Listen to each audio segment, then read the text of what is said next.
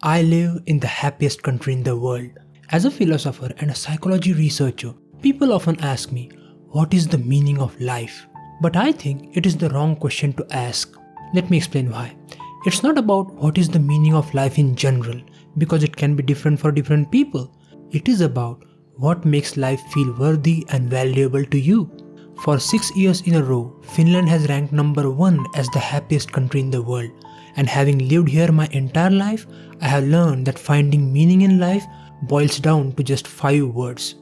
Make yourself meaningful to others. But what does that even mean? Well, here are 5 ways to achieve it.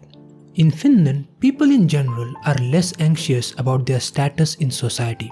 They are not concerned about adhering to a rigid societal definition of success. The source of all of the world's sadness and frustrations is the societal pressure that makes people do the work they hate to earn money so that they can impress the people they don't like. In Finland, that kind of societal pressure is virtually non-existent, and people are encouraged to discover themselves and create their own path.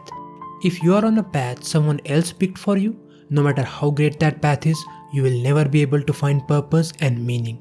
You will walk around feeling burnt out and being resentful. Even a meaningful job like being a doctor can feel empty if your heart isn't in it. So don't lose yourself while trying to make everyone happy. Before contributing anything to society, you must consider what matters to you, what makes you happy, and start doing more of it. And that's the lesson number 1. Don't live your life based on someone else's expectations. Once you do that, comes the next step. One of the best ways to contribute something meaningful to society is to find something that meets 3 requirements. You are good at it, it excites you, and it has a positive impact on others. Once you find a job or a hobby that makes you feel fulfilled, put all your focus into becoming an expert in it. Then share it with your community. Gaining knowledge is the first step to wisdom, and sharing it is the first step to humanity. As Dalai Lama perfectly puts it, share your knowledge. It is the only way to achieve immortality. That's lesson number 2. Become an expert and share your knowledge. Helping people doesn't just feel good momentarily. It benefits your long-term health too. Studies show that people who give emotional support to their family, friends, and neighbors are more likely to live longer. Engaging in acts of kindness releases neurotransmitters like dopamine and oxytocin, which are associated with positive emotions and feelings of happiness. Random acts of kindness tap into our capacity for empathy and selflessness. When we show kindness to others, we strengthen our social bonds and feel a sense of interconnectedness with our fellow human beings. This also results in the reduction of stress and anxiety because helping others can take the focus away from your own worries and problems, providing you a temporary respite from personal stressors. And guess what? Engaging in acts of kindness can also boost your self-esteem and self-worth. When you realize that your actions positively impact others, it validates your sense of competence and significance in the world, and you feel that you have some value, some usefulness to society. That's lesson number 3. Practice random acts of kindness. Talkot is an old Finnish word that translates to working together to do something that one would not be able to do alone. It is important to remember that collaboration is the cornerstone of human progress, and transactional relationships can only get you so far.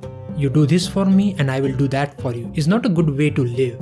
In agricultural times, when someone had a big project at their farm, such as building a barn roof, they would hold a talkot. Neighbors would gather voluntarily and put in a day's work to help, then celebrate with food and drinks.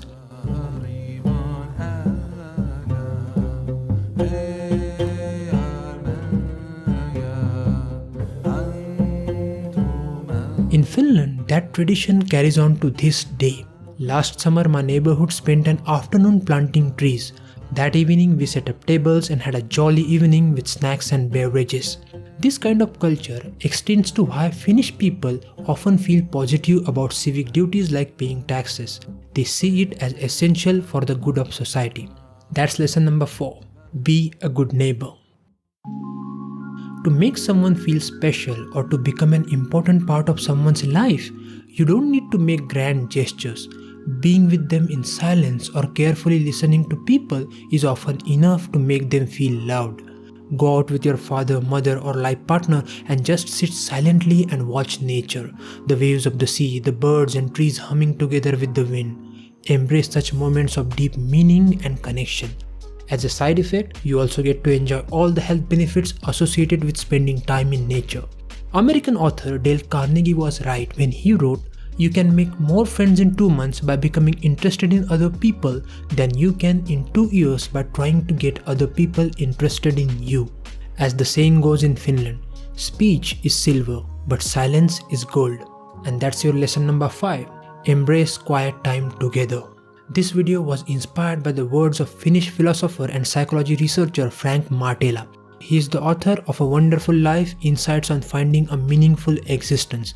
Do check his book out, and for more such content, keep listening to the Wisdom Podcast. Listen to a story of how a humble shopkeeper taught Indian billionaire a life lesson. On this podcast, intellectuals and people who are on the journey to become successful come to listen to the wise insights from the world's most influential books on personal growth, finance, and business.